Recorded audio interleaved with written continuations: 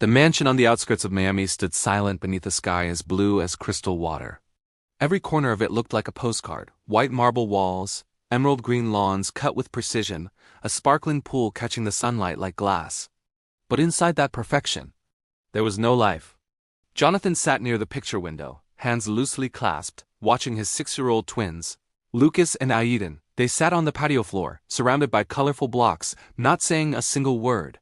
Their movements were mechanical, their faces still. 2 years ago, everything had changed. One single moment on a rainy night had taken their mother from them. Since then, the laughter in the house had died. No games. No giggles, no "Daddy, look!" echoing down the hallway. Jonathan tried everything: psychiatrists, therapists, playdates, new schools, but nothing could pierce the heavy silence that wrapped around the house like a fog. It wasn't just the boys who were broken, it was him too. One warm morning, a new presence moved quietly through the house. Emma, the young assistant who had joined just a month ago. She had soft, steady hands and a quiet smile. She didn't ask questions, she simply did what was needed.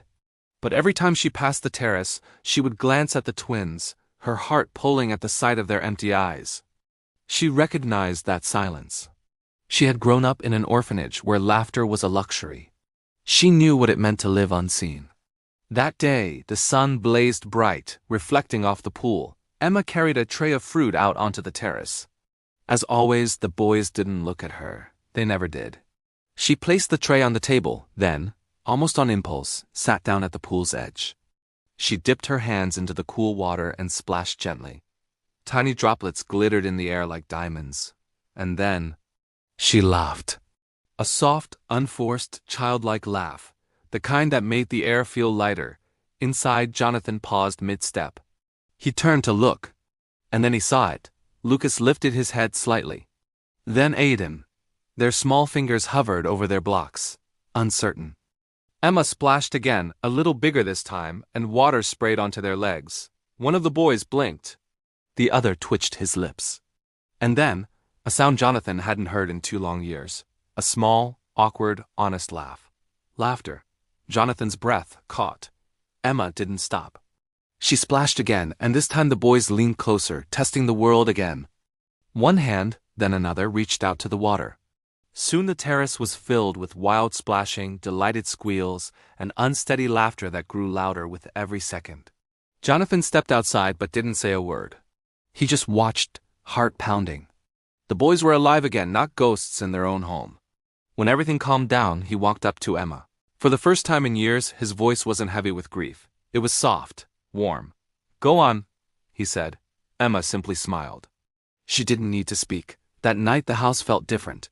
The walls that had held sorrow now carried something else.